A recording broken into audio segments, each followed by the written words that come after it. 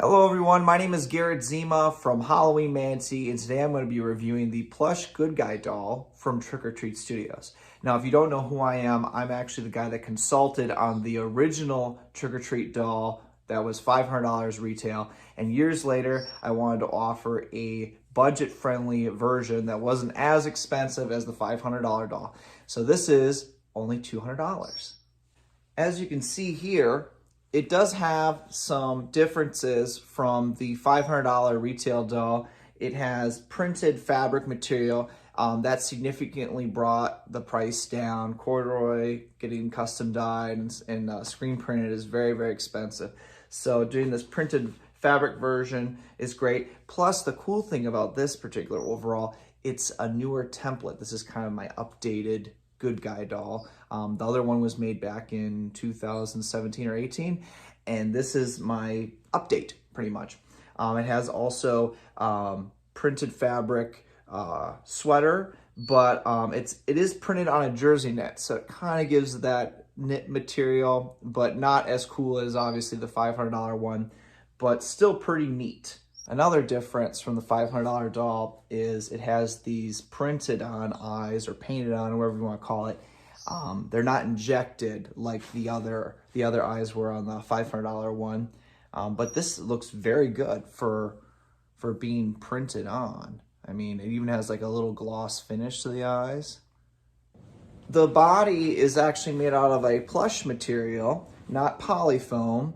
The $500 one is a polyfoam with ball joints, so it has some articulation, which is pretty cool. This particular one is more of a ragdoll version. Some fans wanted a ragdoll, so I wanted to bring this out.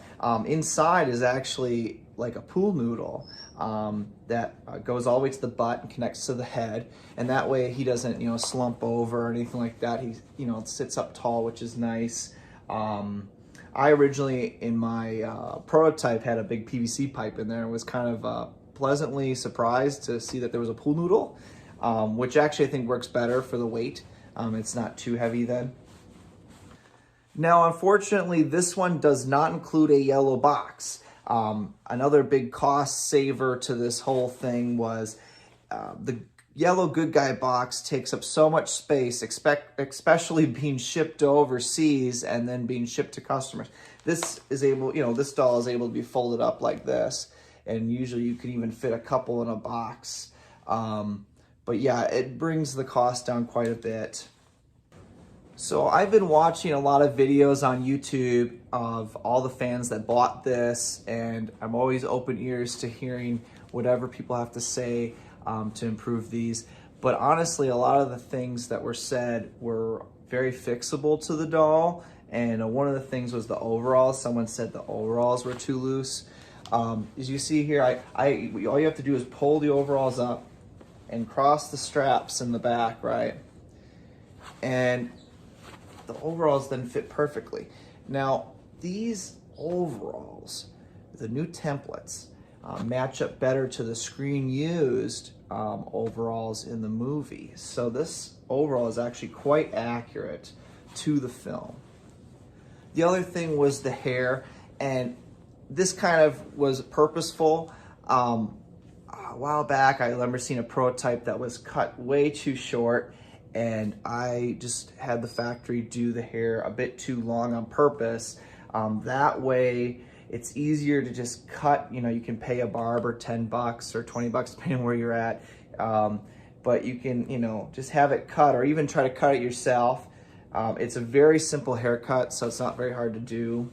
But the reason was I just didn't want the dolls to be shipped out and then all of them had too short of hair to work with. This way you have a little bit to work with. So that was done purposefully for the fans. I know people like to customize these dolls, and this way you can now kind of customize the haircut any way you want. So anyway, I just wanted to thank everyone that ordered one of these plush dolls. I hope I see people customize them, because that's one thing I loved about the $500 one was people were making it their own, putting animatronics in it, readjusting hair, doing different things. This gives you basically the basics to make an amazing looking doll. And it is pretty amazing, right out of the box. But I'm excited to see what custom makers do with this particular doll. It gives you all the nice castings you need to work with. And again, at an affordable price, $200 for something this big. It's a 30-inch doll. It's not a typical baby doll. It's quite larger than that. So these are pretty neat. I'm very happy on how these turned out from the factory. Extremely satisfied. And thanks again, everyone. I really appreciate the support. Now, if you're not following me on Instagram, you gotta follow me at Garret Zima on Instagram. I post updates and even stuff I'm working on for Trick or Treat in the future. So check out those videos or pictures or whatever, and even subscribe to my Halloween Manti YouTube page, and maybe I'll post another video in a couple years. I don't know. So thanks for watching. Have a good one. Take care.